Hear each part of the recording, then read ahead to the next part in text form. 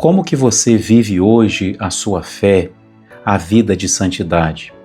Você acha que vive melhor do que em outro momento da sua vida ou que hoje você está pior?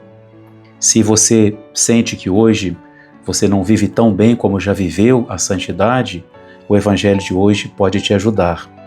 E se você percebe que hoje você vive melhor a sua fé, com certeza o Evangelho também vai ser uma luz para você. Hoje, nesta sexta-feira, o Evangelho segundo São Lucas, no capítulo 11, do versículo 15 ao versículo 26. Os inimigos de Jesus o acusam de agir pelo poder do próprio demônio. E Jesus, então, para defender a sua missão, diz que não, que ele age pelo dedo de Deus. E que se ele age pelo dedo de Deus, o reino de Deus também já chegou a nós. E como os inimigos de Jesus falaram do demônio, Jesus aproveita para falar-nos do perigo que é o inimigo em nossa vida. Nós não precisamos ver demônios em toda parte, mas também não podemos fechar os olhos como se o demônio não existisse. São Paulo vai dizer que nós não lutamos contra a carne e o sangue, mas contra os espíritos malignos, as potestades espalhadas pelos ares. Então existe aquele que é inimigo de Deus, aquele que é o tentador, o mentiroso, o pai da mentira. Jesus nos adverte hoje que precisamos tomar cuidado, porque ele não quer, o demônio não quer a nossa salvação e ele pode tentar vencer-nos. Jesus diz que quando uma pessoa guarda com segurança a sua casa, todos os seus bens estão seguros, mas se vier alguém mais forte do que ele, pode roubar tudo o que ele tem.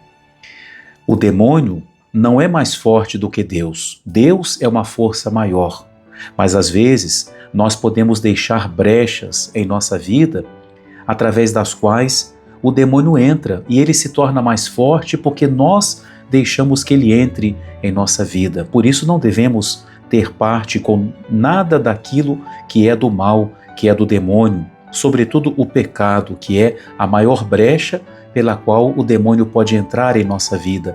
O pecado facilmente gera em nós um vício e com isso o pecado ganha mais força e aí o demônio, que não é mais forte do que Deus, mas pode terminar exercendo uma grande força sobre nós. Depois, Jesus diz que quando um espírito sai de uma pessoa, ele anda por lugares desertos para dizer que ele fica incomodado porque perdeu espaço no coração de alguém. E ele tenta voltar, encontra a casa limpa e bem arrumada, o coração transformado pela graça de Deus, por uma boa confissão, por uma volta sincera para Deus. Mas Jesus diz que o demônio não desanima, não desiste. Então ele busca 7 espíritos piores do que ele e entram naquele coração. E Jesus termina dizendo uma frase muito forte, e por isso eu fiz a pergunta inicial: o último estado da pessoa torna-se pior do que o primeiro. Se o demônio não consegue entrar no coração por um determinado pecado, que talvez a pessoa já venceu, um pecado a que a pessoa já renunciou, ela não quer mais aquele vício, aquele erro em sua vida, ele pode tentar entrar por outro pecado, talvez mais sorrateiro, talvez não tão claro, mas que vai levar aquela alma a se perder.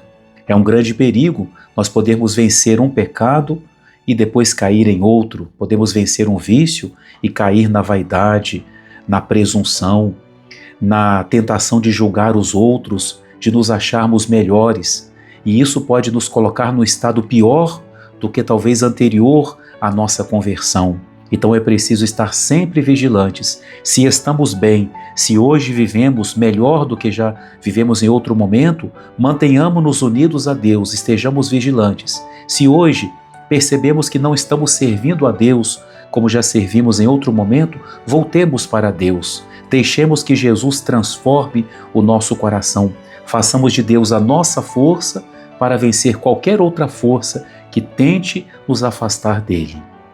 Abençoe-vos o Deus Todo-Poderoso, Pai, Filho e Espírito Santo. Amém.